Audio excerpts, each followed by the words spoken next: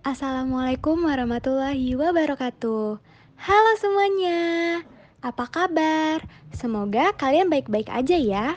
Perkenalkan, kami dari kelompok 9 dengan anggota kelompok yang pertama Safana Azhara, yang kedua Ahmad Fauzan, yang ketiga Helmalia Fahira, dan yang keempat Rahma Gevira Siregar.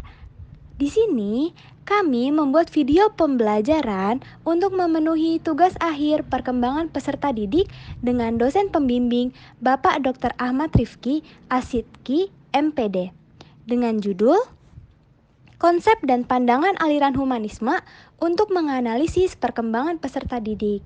Gimana? Udah kepo kan? Kalau kepo, langsung aja kita mulai videonya. Teori motivasi Maslow. Teori motivasi Maslow bertujuan untuk mengarahkan perilaku individu agar bisa diarahkan untuk mencapai tujuan. Dalam materi ini terdapat dua motivasi. Yang pertama ada motivasi kekurangan, yaitu motivasi dalam proses pemenuhan kekurangan diri. Dan yang kedua ada motivasi perkembangan, yaitu motivasi dalam proses mencapai tujuan diri. Teori hierarki kebutuhan Maslow. Di tingkat pertama atau tingkat yang paling dasar ada kebutuhan fisiologi seperti makan dan minum. Di tingkat kedua ada kebutuhan akan keamanan.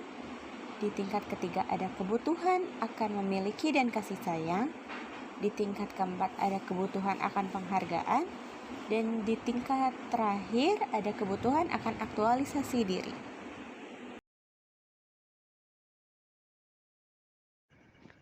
Kasus dalam pembelajaran terkait teori hierarki kebutuhan Maslow. Kebutuhan dasar atau fisiologi. Dalam kasus pembelajaran, adanya pemenuhan kebutuhan dasar atau fisiologi pada peserta didik, yaitu dengan memberikan kesempatan peserta didik untuk beristirahat ataupun mengonsumsi bekalnya pada jam istirahat. Kebutuhan akan rasa aman.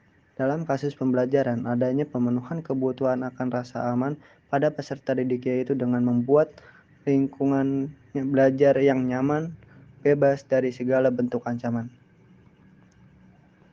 Kebutuhan akan memiliki dan kasih sayang. Dalam kasus pembelajaran, adanya pemenuhan kebutuhan sosial pada peserta didik, yaitu dengan memberi kesempatan yang diberikan untuk menjalin hubungan yang akrab dengan orang lain. Kebutuhan mendapatkan penghargaan. Kasus dalam pembelajaran, adanya pemenuhan kebutuhan mendapatkan penghargaan pada peserta didik, yaitu dengan memberikan penghargaan atau reward dalam mengakui hasil karya peserta didik. Kebutuhan untuk mengaktualisasikan diri. Dalam kasus pembelajaran, adanya pemenuhan kebutuhan untuk mengaktualisasikan diri pada peserta didik, yaitu dengan memberikan kesempatan dan kebebasan untuk merealisasikan cita-cita atau harapan kepada peserta didik. Implikasi teori humanisme terhadap praktik pembelajaran. 1. Open education atau pendidikan terbuka. Pembelajaran terjadi secara berkelompok, yang dimana nantinya setiap peserta didik akan membantu peserta didik lainnya dalam proses pembelajaran. Kedua, cooperative learning atau pembelajaran kooperatif, memberikan kesempatan kepada murid untuk bergerak secara bebas di sekitar kelas dan memilih aktivitas belajar mereka sendiri. Yang ketiga, independent learning atau pembelajaran mandiri, pembelajaran yang menuntut peserta didik untuk menjadi subjek yang harus merancang, mengatur, dan mengontrol kegiatan mereka sendiri secara bertanggung jawab. 4. Student-centered learning atau SCL merupakan strategi pembelajaran yang menempatkan peserta didik secara aktif dan mandiri, serta bertanggung jawab atas pembelajaran yang dilakukan. Metode-metode SCL atau Student-Centered Learning. Yang pertama, Cooperative Learning atau pembelajaran kooperatif. Metode ini memberikan kesempatan kepada para siswa untuk bekerja secara berkelompok, serta secara penuh bertanggung jawab atas hasil pembelajaran yang dicapai. Yang kedua, Collaborative Learning atau pembelajaran kolaboratif. Metode ini memiliki prinsip untuk menggabungkan informasi dengan pengetahuan yang dimiliki oleh para siswa, sehingga hasilnya akan menjadikan wawasan atau ide baru bagi para siswa. 3. Competitive Learning atau pembelajaran kompetitif.